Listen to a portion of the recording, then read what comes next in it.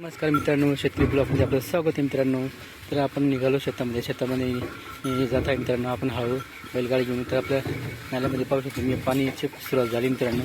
कारण पाणी चांगल्या प्रकारे पडलेलं आहे, म्हणजे पाणी आलेलं आहे भरपूर, म्हणून आपले नाले वगैरे चालू झाले मित्रांनो. नाल्यातून आपल्याला जाण्याचा हा रस्ता मित्रांनो.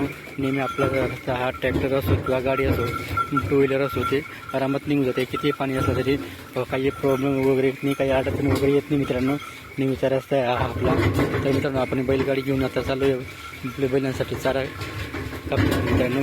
त्यांना हिरवा चारा खायला आपण सुरुवात केली, म्हणून नेहमी त्यांना हिरवा चारा खायला मिळालं पाहिजे.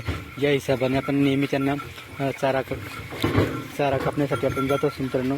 तर अशा पद्धतीने पूर्ण हिरवगार झालेलं आहे अन्न नाल्यातून. तर असा आपला नेहमीचा रस्ता आहे मित्रांनो.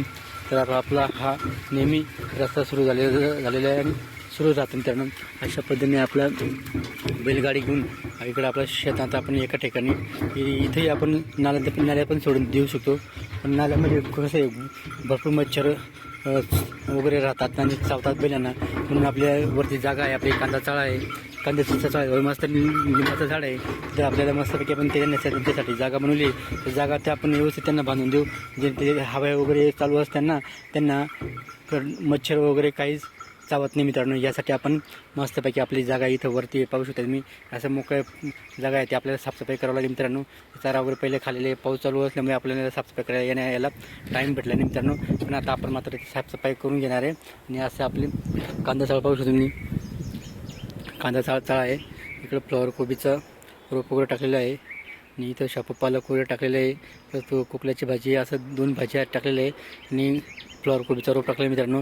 त्याचप्रमाणे आपलं वावर एवढं बाकी आहे आणि तिकडं पण बाकी मित्रांनो. तर त्या वावरामध्ये आपल्याला फ्लॉवर कोबी लागवड करायची आहे आणि अशा पद्धतीने आपल्या वावरामध्ये येऊन कामं सुरू असतात. आणि आपली बैलगाडी इथं आपण मस्तपैकी येऊन सोडून देतो आणि इथं आपल्याला आपल्या बैलांसाठी व्यवस्थित आपली जागा साफसफाई करावं लागणार मित्रांनो.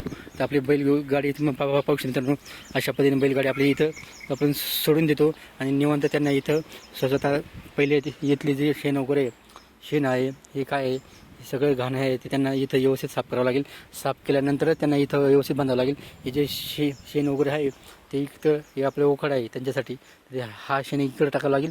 आणि हे जे घाण आहे ते पूर्ण साफसफाई करून तिकडं नाला आहे आपला, नाल्यामध्ये फेकावं लागेल मित्रांनो. नाल्यामध्ये पाणी तुम्हाला दाखवलं ते, तर पुन्हा एकदा पाऊस आपल्या नाल्यामध्ये भरपूर पाणी आता झाले यायला आणि आपला नेहमीचा रस्ता झाला मित्रांनो. अशा पद्धतीने आपला नेहमीचा रस्ता येणं जाण्याचा असतो. ट्रॅक्टर असो, काय असो, काय फसवतो वगैरे मित्रांनो, एकदम बारीक कडक राहते.